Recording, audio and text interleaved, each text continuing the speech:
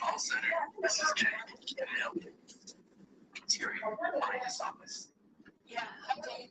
Maya. Stop, please. We received an email confirming a subscription.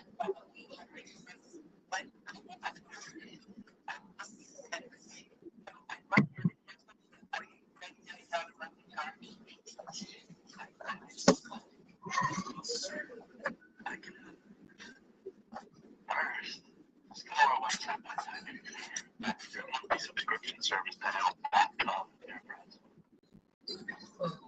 Okay.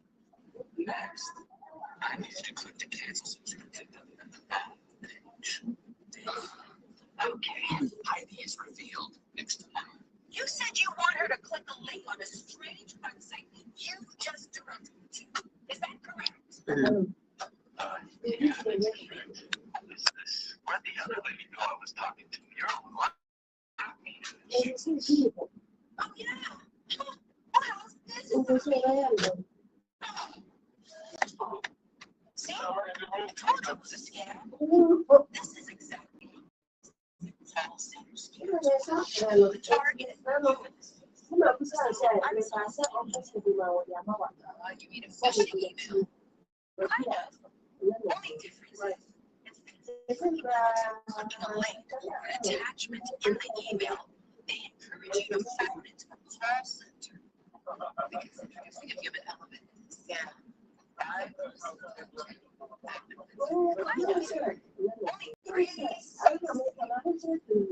Let me guess. Instead of canceling some fake subscription I never ordered, clicking the link on the web page would have downloaded malware onto my computer.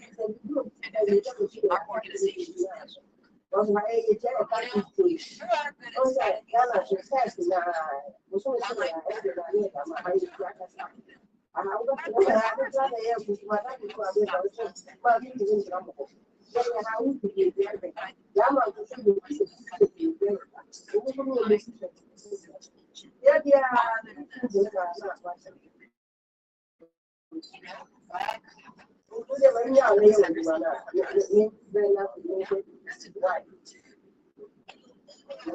that looks like a string of random numbers and letters, or that originated from a suspicious or unfamiliar shouldn't be trusted.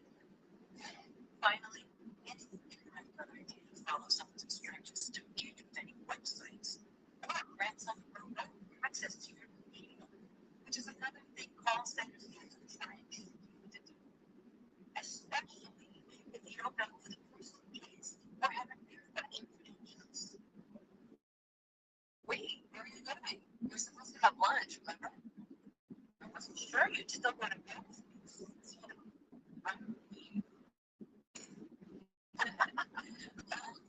Chances. Teacher will take on this. Verify phone numbers. No subject lines are limited through a web search. Tools often help you find. If you don't have confidence in the person you're talking to, do not follow their instructions to visit a website.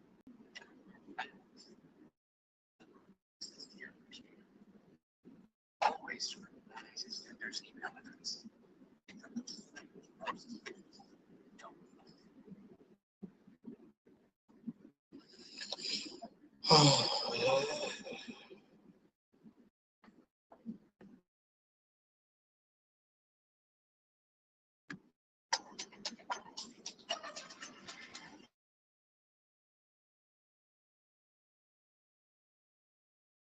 AGO, episode 7. Climate, security topic, call center scams, starring Tia Carrera this night. Flagstar Payments.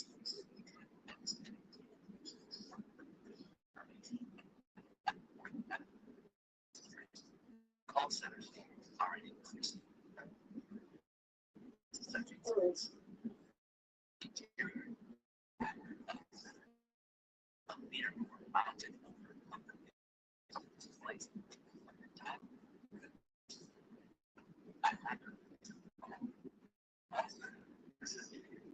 Hello. Interior.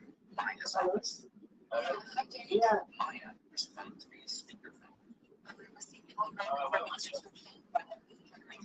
Now, and your friend is saying, son, I want to talk to him.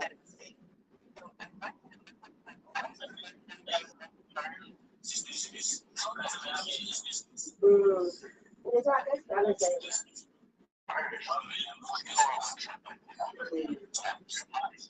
Ya no estamos.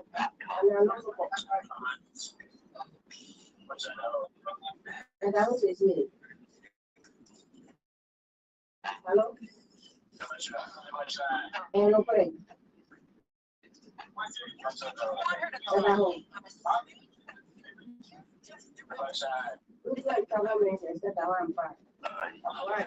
Entonces se va más diciendo el bueno.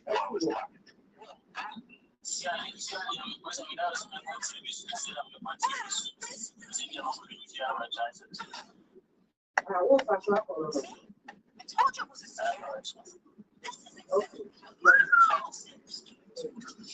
Target humans.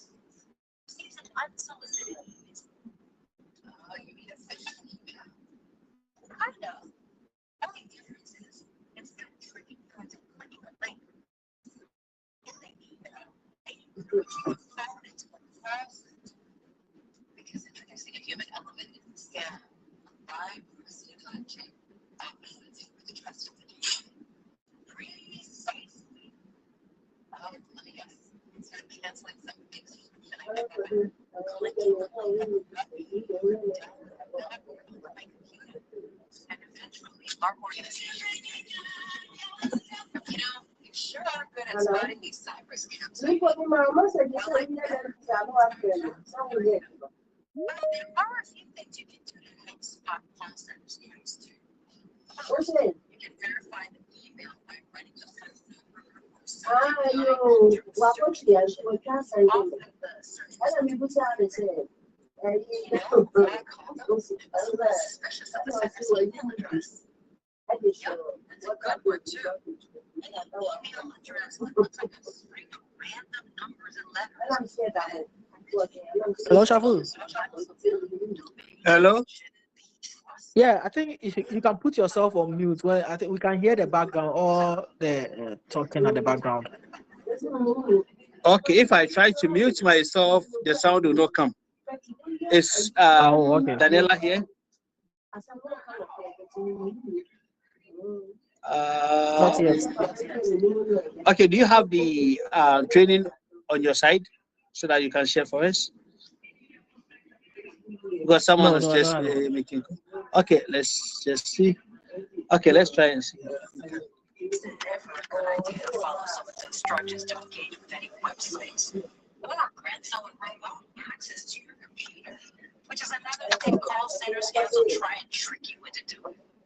Especially if you don't know who the person is or haven't verified their credentials. Wait, where are you going? We're supposed to have lunch, remember? I wasn't sure you'd still want to go with me since I'll take my chances. Teachable takeaways. Verify phone numbers and email subject lines by running them through a web search. Doing so can often help you identify a scam. If you don't have confidence in the person you're talking to, do not follow their instructions to visit a website, download files, or grant them remote access to your computer. Always scrutinize a sender's email address. If it looks strange or suspicious, don't trust it. Let's play once more for the last time. So we'll do the answer of the questions. Thank you.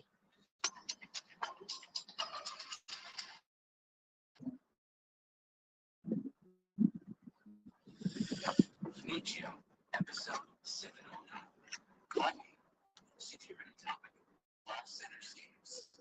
Starring Tia Herrera as Flagstone Bank.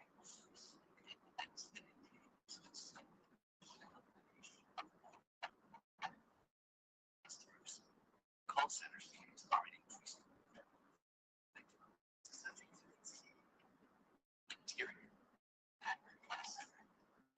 A leaderboard mounted in the back displays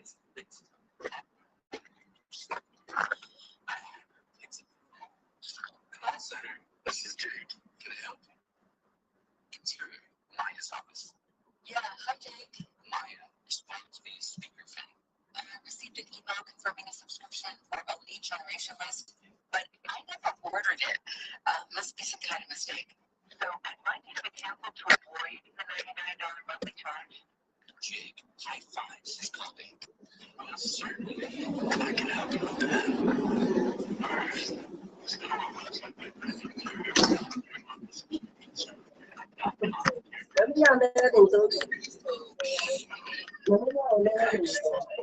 If you click the cancel subscription button at the bottom of the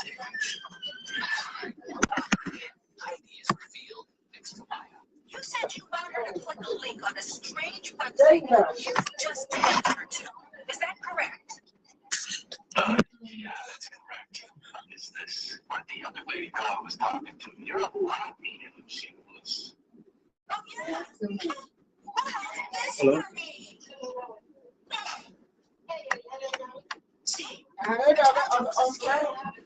this is exactly how these the target, you in this case, receives an unsolicited email. Oh, you need a fish. Only difference is, instead of tricking you into clicking a link, an attachment in the email, they encourage you to fall into a call center. Because it has a human element in the scam. Let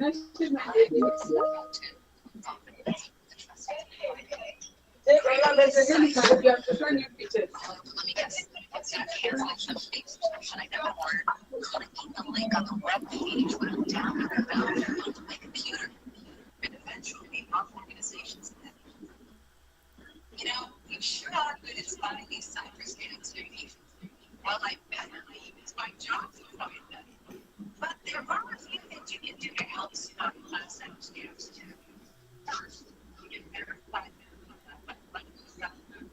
subject line search engine. Often those search results. You got suspicious of the subject's address. Yeah, that's a good one too. Any email address that looks like a string of random numbers and letters, or that originated from a suspicious zone. Atanu আছো? Atanu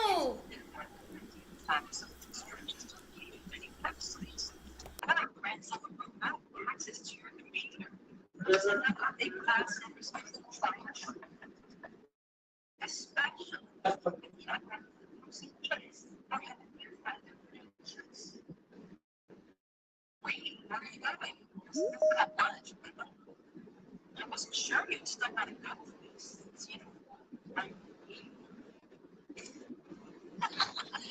only thing my chances teach those takeaways. I found the university through a web search. Doing so can add and elected defense. If you don't have confidence in the person you're talking to, do not follow their instructions to visit a website, download files, or grant them access to your computer. Always scrutinize the sender's email address. If it looks strange or personal. Okay. Thank you very much for listening. We are now going to go straight to the questions. Let us see what questions do we have and then how best we can answer those questions. I hope guys you can hear me. I hope I'm loud and clear. Yes. Great. So the first question says, how do call centers come? How do call center scam emails differ from other email attacks? How do call center scam emails differ from other email attacks? 1, they include malicious links. 2, their goal is to persuade their victims to download an attachment. And then D, they trick you to phone into a call center. They trick you to phone into a call center. So these are the 3. Which one do you think is the right answer? Is it A, B, or C? They include malicious link. Their goal is to persuade their victims to download an attachment. And then the last one, say they trick you to perform or to phone into a call center. What do you think is the right answer?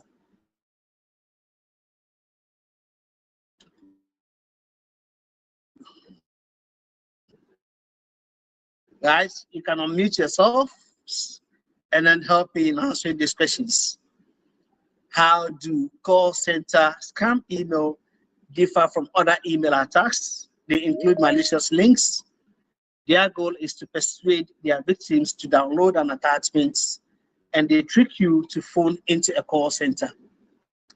What do you think is the right answer? They trick you to phone into a call center. That's C. Okay, so we are checking that one. All right, let's move to the next question. True or false? To spot scam emails, you should verify phone numbers or email subjects line by running them through a web search.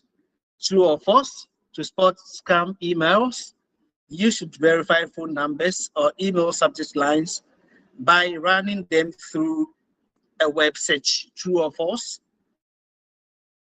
Is it a big true or a small false? True. That is true. Okay. True. Okay, true. So the third one says you should be suspicious of a sender's email address. True. Yeah, I've checked that one already. The third question says you should be suspicious of a sender's email address if you select all that apply. There are no types of misspellings in the sender's domain. They include a string of random numbers and letters. They seem like they originated from an unusual or unfamiliar domain. What do you think is the right answer? We check all that applies. You should be suspicious of a sender's email address if there are no types of misspelling in the sender's domain. They include a string of random numbers and letters. They seem like they originated from an unusual or unfamiliar domain. What are the things that you should be suspicious of when you see in a sender's email address? Is it the first one? Is it there are no types of misspellings in the sender's domain? Should we check the first one? Or we pass it to the next one? We include The second. The second, and what's the first? Or which one? The second and the third, or the first? Yeah, second and third. Second and third. Thank you. So call center scammers may instruct you to download files, to go to a website, to grant them remote access to your computer, and all of the above. Call center scammers may instruct you to download files, go to a website, grant them remote access to your computer, and all of the above. What do you think is the right answer? Or which answer do you think is the correct one? Is it all of the above?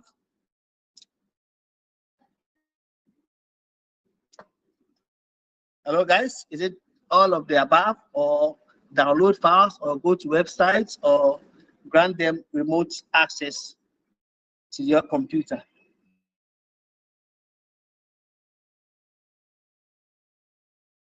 Hello?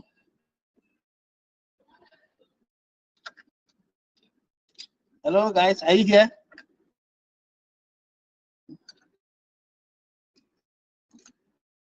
Can you hear me? Yeah, yes, yeah. So which one do you think is the right answer? Is it all of the above? Grant them remote access to your computer, go to a website, download files. What do you think is the right answer? Or I should select anyone? Come again. What answer do you think is correct out of these four? Is it the A, B, C, or D?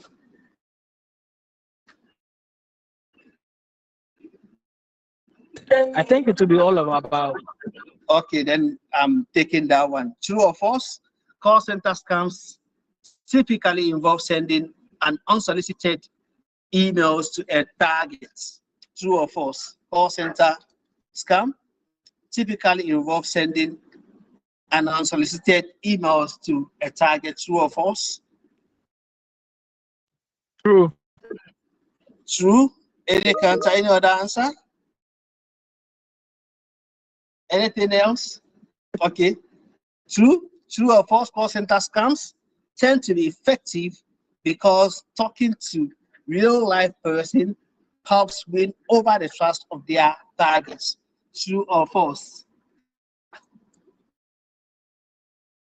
Is it true or false? True or false? Call center scams tend to be effective because talking to a real life person helps win over the trust of their targets. True or false?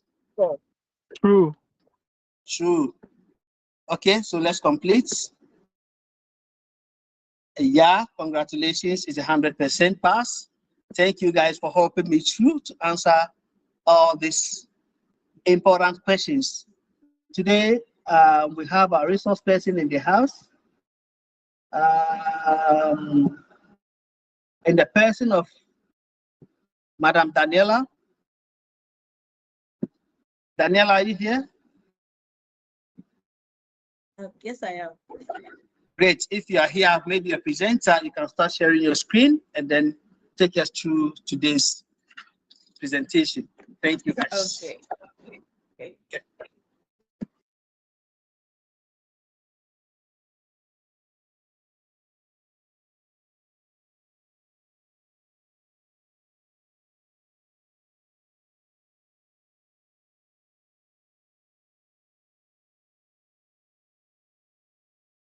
Hello, can my screen be seen, please? Hello.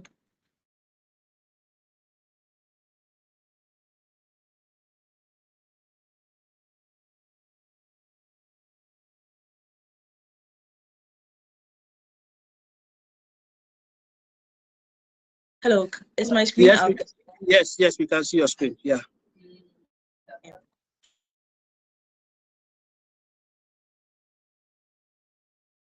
Good afternoon, everyone.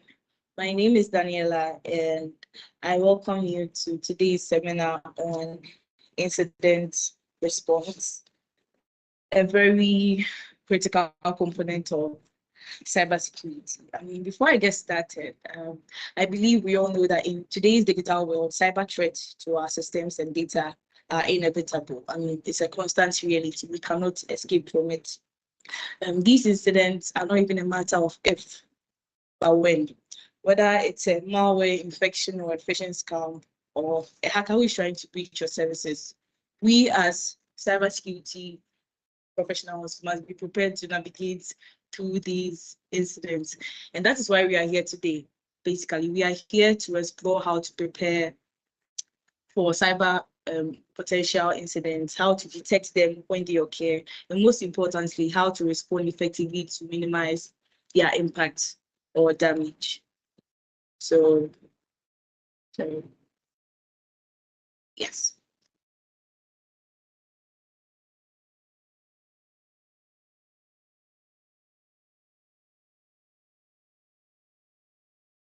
So I will start by taking you through incident response in general.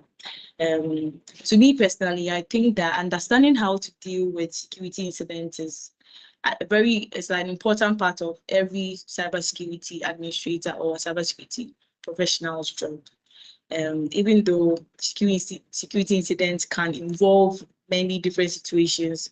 For instance, the most common one is a user clicking on email attachments with a link that may install a malware onto their system, or maybe a user installing a peer-to-peer software on their system where the software allows somebody outside the organization's network to gain access to their internal network. All these and many more security incidents could occur in any organization. When I say any organization, I mean any organization, or the big companies that you could ever think of. It could occur at any given time. So as security professionals, we are being made to prepare adequately at any time. And that is where incident response comes to play. It is basically our roadmap for dealing with the threats that I mentioned above effectively. So you could basically think of incident response as your organization, South Africa, for instance, our organization's digital emergency plan. It's just like having a step-to-step guide for when things go wrong in our digital assets, like our computer systems and our network. And it can also mean having a plan and a team that is readily available to quickly identify and fix and recover from any sort of security incidents that the company may face in general. So that is it for incident response. As you can see the definition on the screen, it refers to an organization's processes and technologies for identifying cyber attacks and security incidents. So that is it for security incident response. Moving on, I'll be talking about the incident response process. The incident response process. This is the cycle of what it entails. I mean, for most organizations, the first step towards improving their ability to handle incidents is when they understand this incident response process you are seeing on your screen. Why do they need to understand that? They need to understand it because it will help them know how to react when something goes wrong. And it's also going to make them prepare adequately to handle any situation effectively. So I'm going to delve into each of the key stages that you are seeing on the screen right now. That's ranging from preparation all the way to lesson learned. And I'm going to provide a clear understanding of each of the steps. So with the incident response process, the first stage in the IRP is the preparation stage. When I was called or when I was being asked to deliver a seminar or a presentation today, I made sure I prepared adequately before I came here, and it is no different when tackling an incident, a security incident. So I believe that the key to handling a security incident properly is to make sure you are well prepared. It's like there's a need to ensure that the right people and the right processes are in place so that when there's a security breach right now, we know what to do. And one of the things to consider would be a list of communications method. When I say communications method, what do I mean by that? It's basically having an up-to-date contact list with all the people who should be informed when an incident occurs. So when an incident occurs, you wouldn't find yourself going to tell the secretary or working directly to your boss like, hey, I think this and this has been our computer systems have been affected. No, that is wrong. You go to the right people, you contact the right people, and we start to work things out. I will explain more about how we are going to build the incident response team in the slides below. So that is it for the communications method. Still on the preparation method, as a security professional, we are supposed to also have some hardware and software tools in place. Yes, you are supposed to have some hardware and software tools in place, and these tools will be required to address any type of incident. It's part of the preparation. And these tools, it could be in the form of laptops, not just any laptops that have specialized softwares. It could also be removable media like pen drives that would be used to copy items from one system to the other. And then could also think of having forensics software. I think this will help us to be able to capture information on that particular system and then store it for future reference. That is it for the hardware and software tools that must be put into consideration when preparing for an incident response. I also think it's a really good idea to know what you would be able to use to mitigate or reduce a particular incident. Okay, especially let's take a malware. Let's say we are dealing with a malware or any type of malicious software. I'm going to be mentioning malware, but I think it would be a very good idea to have a known good operating system image or any application image so that you can replace the bad code that was run on the app. You can replace it with a good known software, and that would work things out. And one of the last things I want to talk about in this preparation stage is policies. Policies are the most important thing that cannot be left out when you are preparing the incident response. There are supposed to be policies and procedures that must be set. And when these policies and procedures are set, it is for we, the employees, to follow and make sure that everybody play their rules when these security incidents occurs. If these policies and procedures are not in place, when there's a security incident, everybody will be confused and be frustrated and wouldn't know what to do. But if there are procedures and policies set, when there's a security incident, okay, fine, you know that the IT system administrator needs to do this or that, the information analyst needs to do this or that. Yeah, it goes on and on and on. So that is it for the preparation stage. Moving on, I'm also going to talk about the identification phase. With the identification phase, I feel like to be able to respond to every security incident, you have to know that it has occurred. And there are so many different ways to monitor and identify these security incidents. There are even sometimes here, we the professionals or we the employees, we can be informed when there's potential for an incident may have increased. How am I saying this? So we get these heads up, or we're able to predict where the particular areas of network may have received a security breach by the help of precursors or indicators. Yes, precursors or indicators. For example, someone who uses, I think I've used vulnerability assessment tool before, like Qualys, to try to identify any open and known vulnerabilities on a server. So what the Qualys does is that it runs scans on the network to identify any software that isn't up to date, so that to alert you, whoever that's in charge of that, to update the apps or softwares that needs to be updated. And there are also there's also Patch Tuesdays. This happens every second Tuesday of each month, like every month.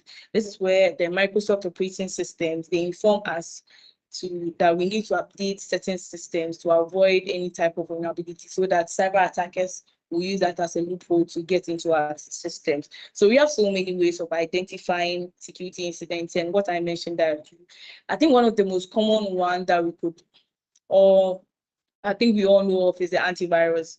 I'm sure each and every one of us here has antivirus system installed on our computer to tell if, let's say, a particular piece of malicious software is running on our device. Yes, so that is it for the identification stage.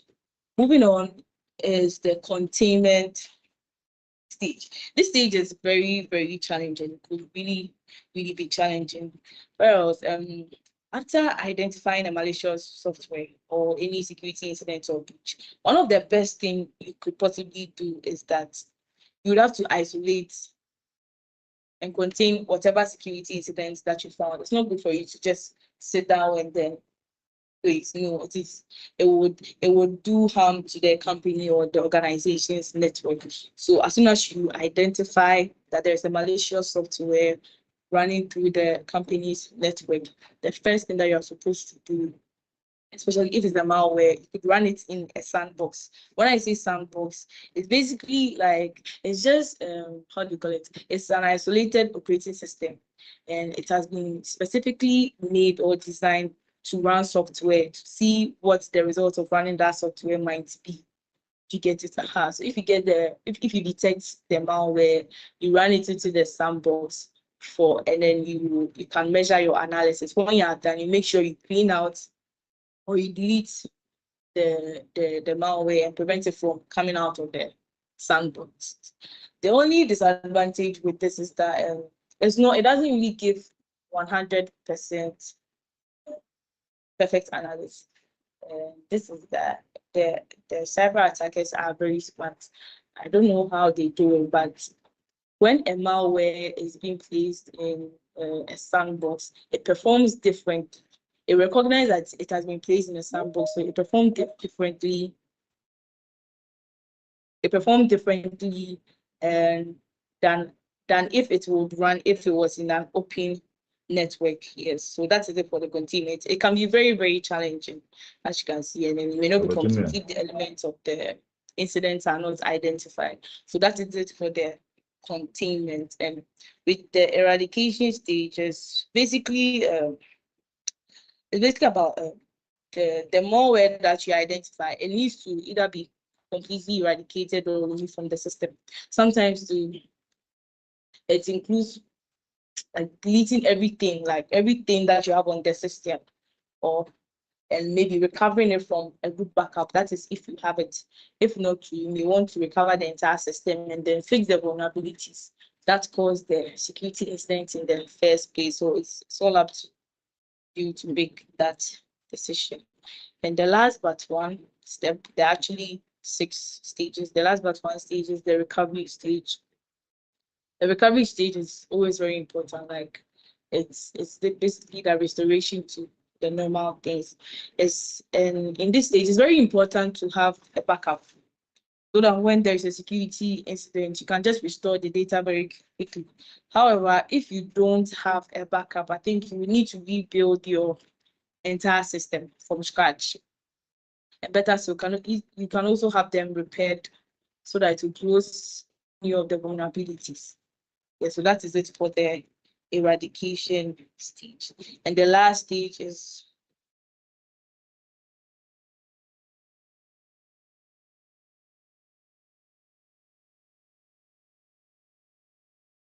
the slides. Lessons learned. Yeah, are you seeing the next slide? Because it's still No, I'm not seeing it. Right after the recoveries, okay. lessons learned. Yeah, is it there? Are you seeing it? No, I'm not seeing it. Okay, please give me a minute to reshare it.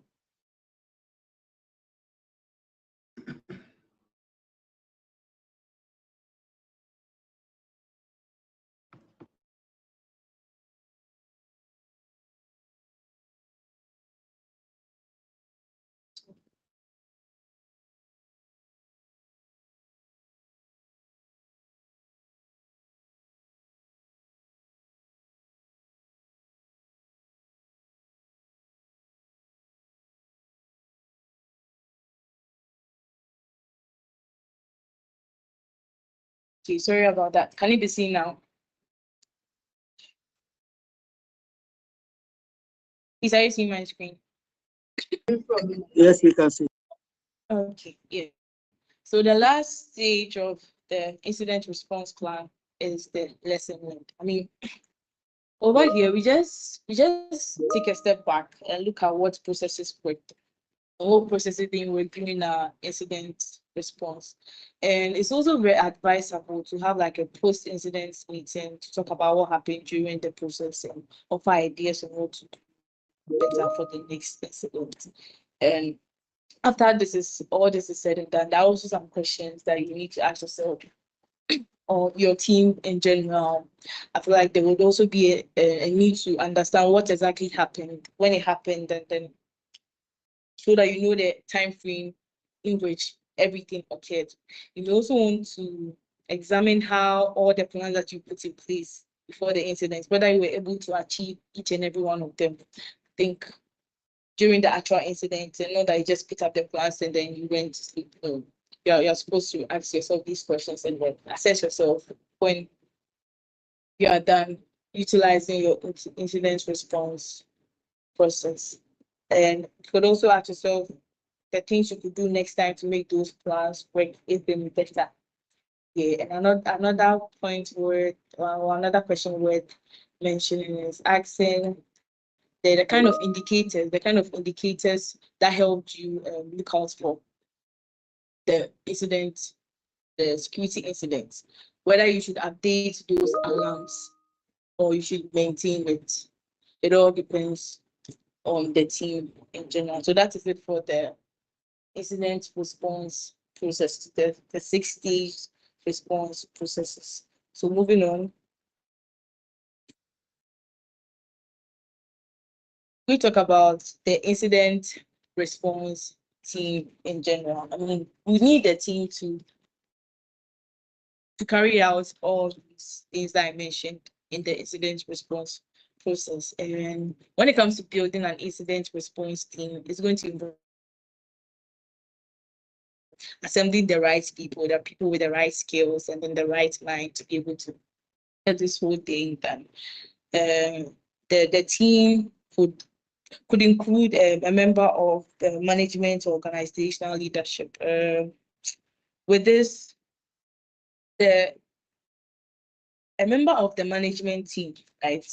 It should be somebody who holds the highest authority within the team. And what their duty would be is to make important decisions and also acting as a bridge between the team and then when I say team, I'm talking about the incident response team, and then the top level management. So in simpler terms, you could just say that, oh, they're like the team captain.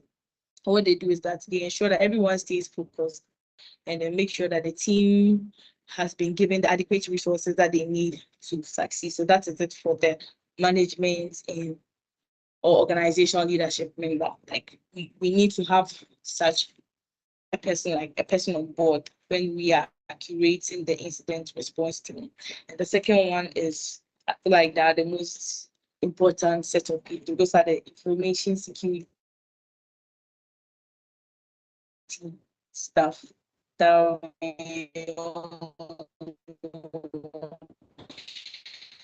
these people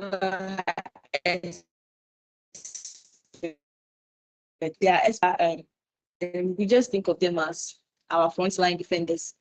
Because what they do is that they continuously monitor our systems for any signs of unauthorized access or malicious activity. And when finally they detect a threat, what they do is that they use their expertise and then their advanced tool to either eliminate the danger or they minimize the danger. So that is it for the information security staff. So these are important people that they must be included when building an incident response team. The third set of people would be the technical.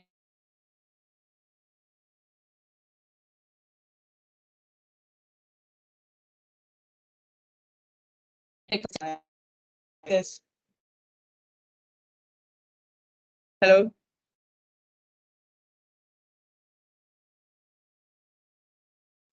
Hello, we are here. We can hear you. Yeah.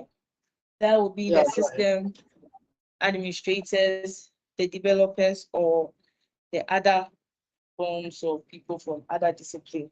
So these technical experts, they're more like the mechanical of the team, like of the group. They really understand the computer systems and the software inside out. In South Africa, for instance, and then we work with virtual machines, and then we have system administrators and IT people there, like we've seen. So whenever the VMs are down, there are people that we reach out to, and then they work their magic and then it comes back on. So yeah, these are the people, the technical aspects that we cannot miss when we are building an incident response team, because they're going to help get things sorted.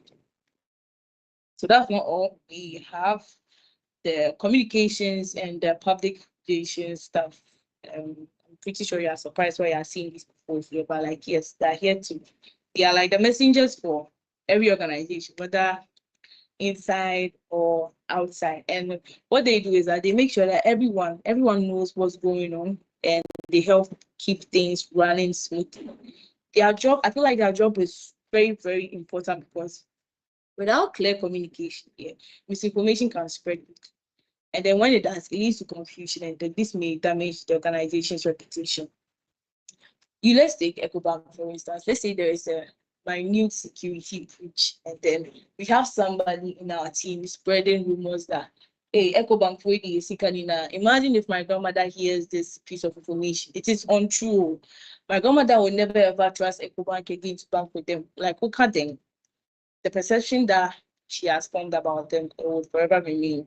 And when this happens, she would, I know that she would also spread the news. And when this happens, it ends up destroying the reputation of the organization or the bank. So miscommunication or distortion of communication is something that we must watch out. Hence, there is a need to have the communications and public relations staff on board so that when things happen, they communicate the right information either to the media or to the general public. And then everything goes on well. Another people worth mentioning are, I think, the legal and human relations stuff. Yes, the legal and human relations stuff. I mean, they're also important when it comes to managing legal and personal matters within the company. Yeah, they're really important when managing personal matters. The legal counsel, on the other hand, they could just offer guidance on legal matters when it comes to contracts and other legal issues. And then the HR staff, because they handle employee-related stuff, anything that ensures fairness and compliance with employment laws, they are there. So if, let's say, there's a security incident, right, and then there's an insider, that downloaded or that had a peer-to-peer software installed on their assets, which enabled outsiders or a cyber attacker to gain access to our internal network. When this happens, the HR people like deal with that employee because it's like gone contrary to the employees' regulations. You're not supposed to do that. So when that happens, the HR staff are going to deal with you. Yeah. So they're also important when building the incident response team. And then the last one will be the law enforcement. That one is, I wouldn't say it's optional, but like it's sometimes added to the team, as you can see there. They may be brought onto the team like when incidents require their specialized skills or legal authority. Maybe there'll be a case where the FBI or the Ghana police has to come in to apprehend all these perpetrators and all that. So yeah, we could also give them a chance. But you should, what I want you to know also is that the incident response team, their composition, as in how it is built, it is based on every organization's need and then the incident nature. There's an incident, security incidents that don't really require all these law enforcement and legal relations. There are some that they will just include the management, the information security, the technical experts, and then that will be it. So that's all. It depends on the organization. Yes, their needs, and then also what the security incident is about. Although all these people could be brought on board when building the team, I feel like regardless of who is on the team, there is a need to ensure that all these members receive proper training. Yes, all these members receive proper training. Whether you're a security professional, you're technical staff, you should receive training that covers the topics such as the incident detection, the containment, eradication. As we are doing this, when we conduct exercises, I mean, it's going to help everybody in the organization understand their roles and responsibility. And therefore, when it comes to collaborating during crisis, everything can go on well. So that's it. Moving on, I'm going to talk about exercises. When we say exercises in the incident response team, they're basically like practice tests, right, for your organization to see how well everybody is doing. So that when there is a security incident, everybody knows what they'll be doing during the security incidents. And these exercises, it depends on the company. We can have them do it once or twice a year to make sure that everybody on the team gets used to what they should do during a problem. It's not that there's a security breach that is asking, hey, what should I do? Hey, what am I supposed to do now? That's why these exercises are to be conducted in order to have everybody on board and have their rules in place. So the incident response team, they usually use three main types of exercises to prepare, and that's what you're seeing on the screen. The first one is the tabletop exercises. So with this tabletop exercise, the team members here, the members that I just mentioned about, they talk through how they would handle a situation. So what they do is they're given a scenario, like a cyber attack. It's just a scenario, it's an exercise. And then they discuss what they will do when problems might come up and how they are going to solve them. So it's a bit like a group brainstorming session where like everybody shares their ideas and then their suggestions. Do you get it? So why do we do this? We do this because the goal is to identify any weaknesses in the team's plan and figure out how to improve it. Yeah. So rather than jumping into action, the tabletop exercises are going to help the teams think through their responses, and it's going to make their plans stronger. So that is it when we talk about the tabletop exercises. The next one on the list is the walkthrough exercises. With the walkthrough exercises, you just imagine that you are in a play and you are rehearsing your part. That is basically what the walkthrough exercises is about. It's like the team, every member in the team goes through each step of what they will do if there's a problem. So you go step by step and then you figure out where to go and what to do. So over here, the team or the team members are given their roles, and then they're given their rights tools, and they also make sure that they have access to everything that they need to respond to that effectively. So when this happens, everyone is prepared and then they know exactly what to do in case there is a real incident. You get it? So that's what the work is about. Basically, practicing, rehearsing the role that you've been given to, so that when there's a real-time incident, everything goes on smoothly without any pressure. So that is it for the work to exercises. And the last exercise is the simulation exercise. With the simulation exercise, we can see that they are practical sessions. Like there are sessions where the teams pretend that certain events are happening, or like maybe a cyber attack is happening, or there's a natural disaster, and this and this and that. It's like they make you believe that something is happening. So how are you going to deal with it? And this exercise, sorry, it varies in scope. Like it varies. There are some simulations where only certain departments are targeted. So, for example, there could be a simulation that will specifically address the IT departments, like, and how they respond to data breach. This one, I think they call it the focus simulation because it's focused on a particular way. And the other simulation, it involves the entire organization. Like every department participates and test how well the organization will respond to that simulated crisis that they've created. And one important thing is that during these simulations here, it is like we'd have to make sure that everybody understands that it's just a practice, so that nobody carry goes, like nobody takes any real action that could cause confusion or harm.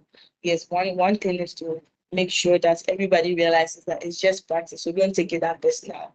Yeah, and an example of this one is would be like a phishing attack, where you send password requests to everybody in the organization, or an email with a malicious link attached to it, and see whether they will provide their credentials to it. So if they do, that's when you sit them down and tell them that, hey, this is like a phishing attack. If you get emails like this, you're supposed to run it to the IT team or the cyber team and let them have their checks before you decide to go on and send you your credentials to get it. So that's it for the full-time simulation. Yeah, type simulation. So lastly on the list, we're talking about the building incident response plans. And I think it's very important to keep your incident response plans updated and text them regularly, because if your plan is old and then your team doesn't know it well, it can just be as bad as not having a plan at all. So regular checks and then practice is going to make sure that your plans stay effective and your team is ready to handle any problem that comes their way. So hence, when building incident response plans, you are supposed to make sure that communications plans become very critical when you are thinking of building incident response plans. So over here, see that the communications plans are super important. And bad communication, as I mentioned earlier, whether it is unclear or wrong, it can cause big trouble for a company. So when communication messes up, people might not know what exactly is happening or they might not even make the wrong, or they might even make like the wrong moves here because they don't have all the facts. So that's why it's important to get your communications right. So with the communication plans, you are supposed to make sure that the outline who is responsible for communicating when there's incident response. Sorry, when there is security incidents. You're supposed to make sure like they've noted down who is responsible for talking to the media or any other specific stakeholders to get it. I feel like when this is done, it will ensure that everybody will get the right information at the right time, and it will reduce confusion and it prevents any further problems. So that's it for the communication plan, basically ensuring that the right information gets out there at the right time to prevent confusion. And the next one is the stakeholder management plan. So this one, there are also communication plan, but it is specifically for groups or individuals that were directly affected by an incident. Because the stakeholders, they can either be both inside or outside the organization, and they might have different needs and expectations. So you would have to have a stakeholder management plan that is going to outline who these stakeholders are, the roles, outline their roles, and then how they'll be communicated with and supported during these incident response processes. I feel like when this is done to like it will help us to prioritize the kind of support that they may need and how they can provide input or interact with the response team and also the communication staff. So we'd also have to take this stakeholder management plan into consideration. And the last, I'm going to talk about the last two plans, and then we are out of here. It's the business continuity plan. So with this one, it's all about keeping the business running smoothly, even when things go wrong. Like in incident response, the business continuity, the BC plans that are put in place to help us so that when systems or the services affected by the incident, we can still work, or even if there are changes, like if there's a security breach and then the information and then the incident response team that are doing their thing and they've made several changes, the business continuity plan is put in place to make sure that it doesn't really affect the day-to-day running activities of the company and that everything stays intact. So that's it for the business continuity.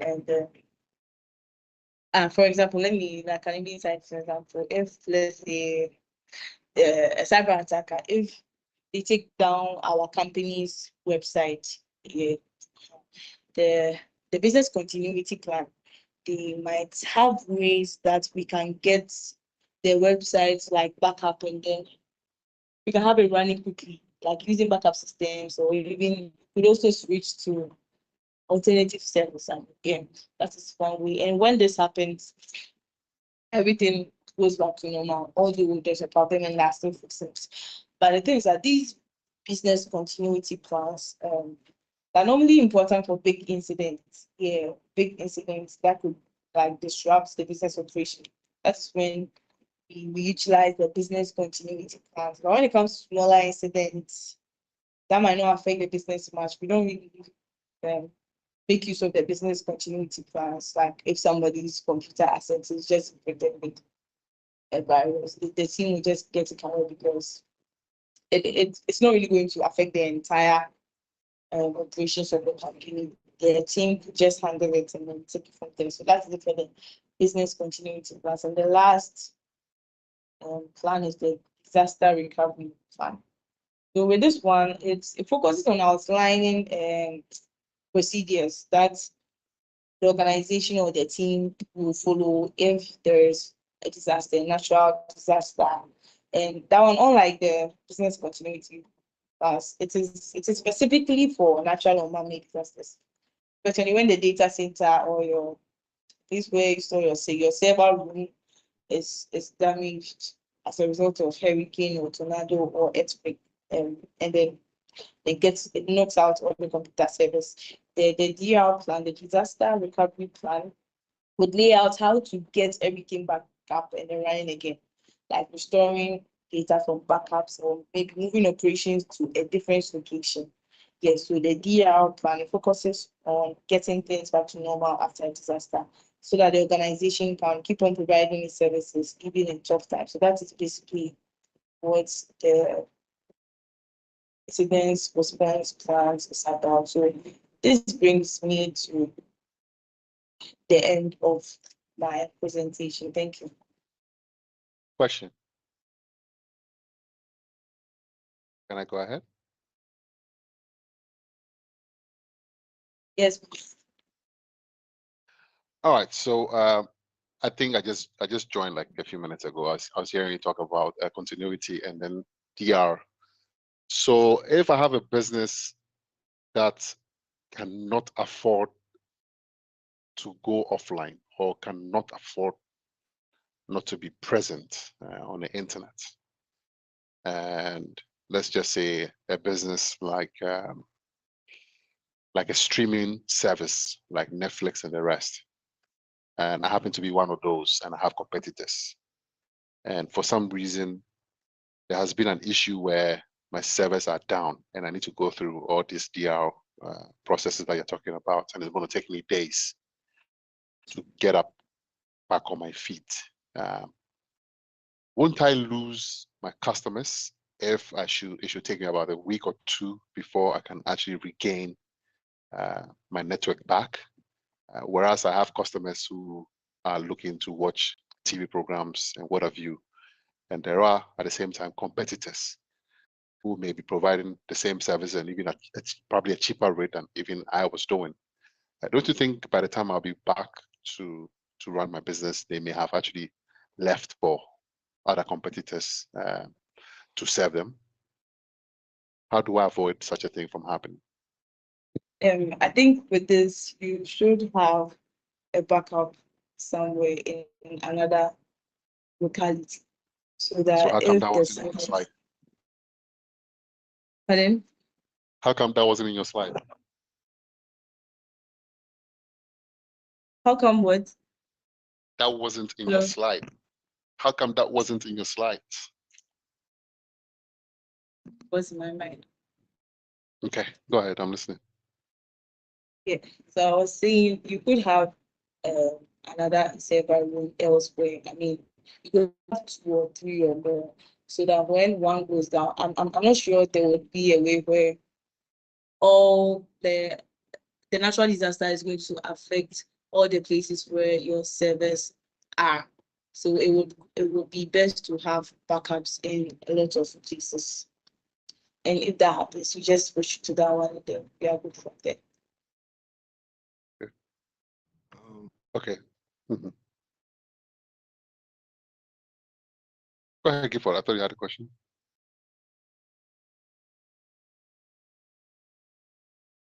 Gifford, you're on mute if you're talking to us. I think what she's trying to say is have another ISP provider, so that just in case one goes down, you can actually switch to the other ISP to continue. Thank you very much, Gifford. Yes, that was what I meant. All right. So we do have backup sites. There are 3 different kinds of backup sites. We have the hot, the cold, and then the warm. And depending on what kind of business that you're running, if it's the kind that requires like a 24/7 presence on the internet, for instance, you would need to have like a 100% replica of your primary site. What that means is exactly what you have on your primary site should be repeated elsewhere. And it can't be in the same vicinity, because if there's going to be a natural disaster, if it's in the same vicinity, there's a possibility that both areas could be damaged. So you would have like your primary site, say Accra, for instance, might be your primary site. And then your secondary site could be maybe Takoradi, where you have a replica of the primary site sitting in Takoradi as well. So if a tsunami or earthquake or whatever natural disaster that hits Accra causes your computers or your servers or your devices in Accra to actually not operate the way they should, because you already have a duplicate of what you have in Accra in Takoradi, all you need to do is you actually, if there's somebody that's supposed to be there to turn on that network, you give them a phone call and say, hey, we've had an issue with our data center in Accra, so go ahead and turn on the network in Takoradi. And right there and then, it's going to be within minutes. So if you have customers that were watching TV on their screens, they probably might see their screens going off for a few minutes, and then the screens will be back. You don't lose customers when such a thing happens, because it's just a few. Your services was actually shut down and then it came back up.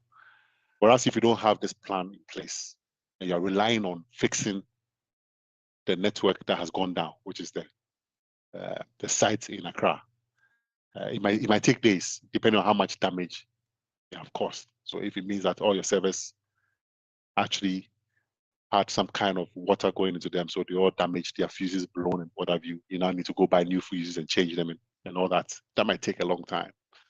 And if you have such a situation happening and you have competitors who you are competing with, by the time you're ready to come back to the market, they may have taken the business away from you. And so that is what I was actually looking for when I asked that question. But like there are two more, which is the warm and then the cold. They are all also dependent on the amount of money you're going to spend and also how much time it will take you to actually recover. And the one that actually requires the quickest to get back up is very, very expensive, because you want to have the complete replica of what your primary site has. So if your primary site has 20 servers, your secondary site should also have 20 servers, and that's going to cost you a lot of money. But for the warm and then the cold, the warm probably will have a few servers, not everything, a few servers, no network, nothing. So when you have the situation and you have to fix it, you're now going to move a few things over there. So those ones are for businesses that can take a few days, like a law firm, for instance. Law firm doesn't need to have 24/7 presence on the internet. Their website can even be down for a few days and nobody cares. So such businesses can take that kind of approach. And there's some other businesses that can actually be gone for a while that nobody will even know about them, because they don't really need their presence online 24/7. So it depends on the kind of business. So if you know the kind of business you are into, you will choose one of these appropriate process to make sure that your backup system is actually ready in terms of business continuity that Daniela was talking about. That's it. Thanks.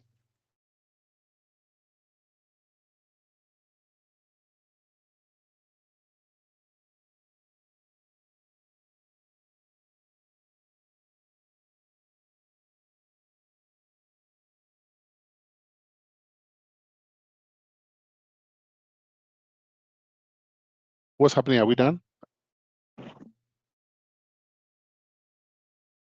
Yeah.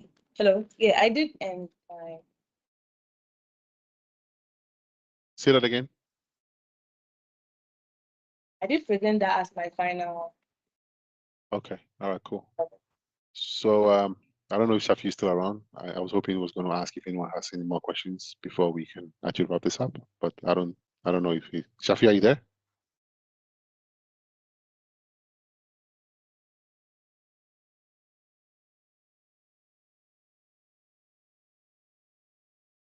Since Shafi is not joining, I think that if we have any other questions, we can have them.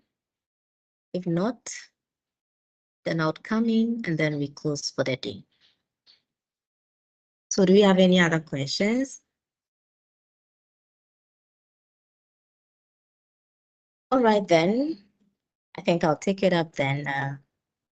Lady Daniela, thank you so much for taking us through today's session. It was a great one.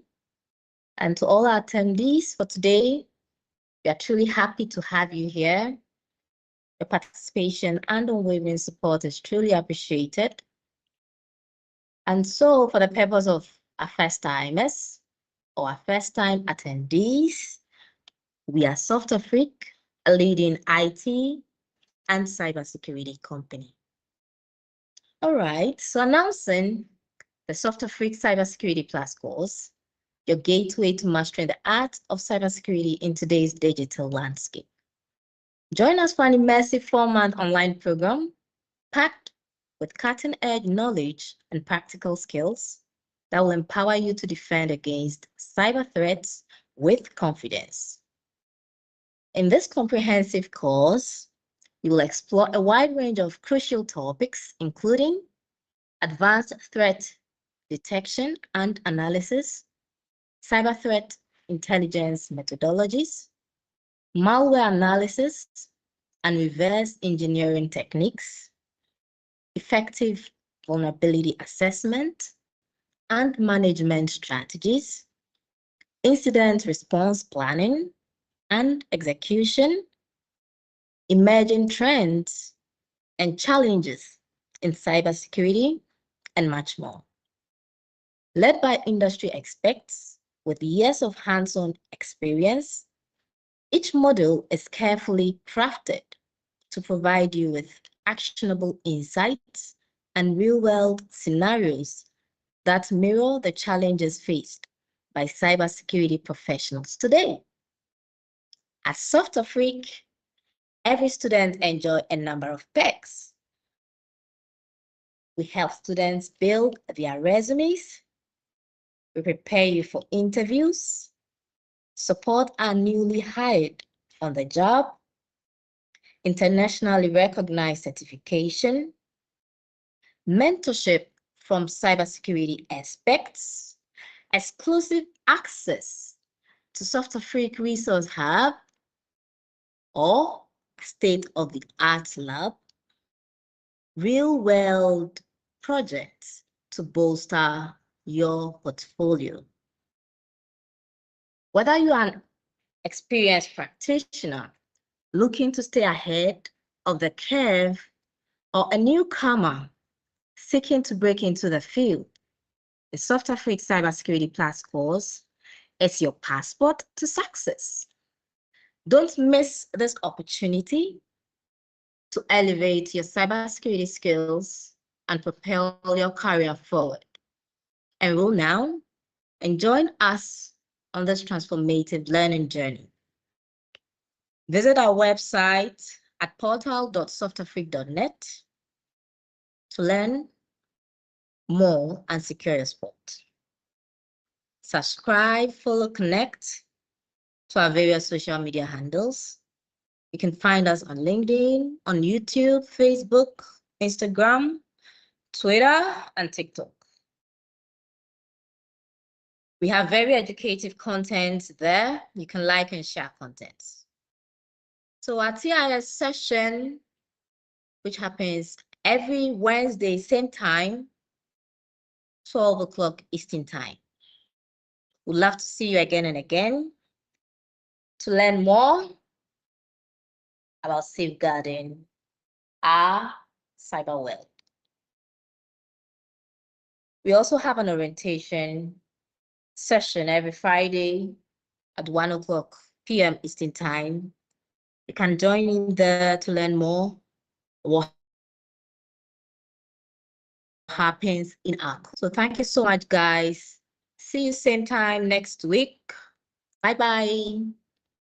Madam Janet, before we all leave, Okay. God willing, next week, because of the change in the time, we'll start a bit earlier. We'll start 4 p.m. Ghana time, 4 p.m. GMT. So starting from next week, it's 12 Eastern time, 4 p.m. GMT. That is the new developments. Yeah. So thank you very much, guys. All right. Thank you. Bye-bye. All right. See you same time next week. Bye-bye.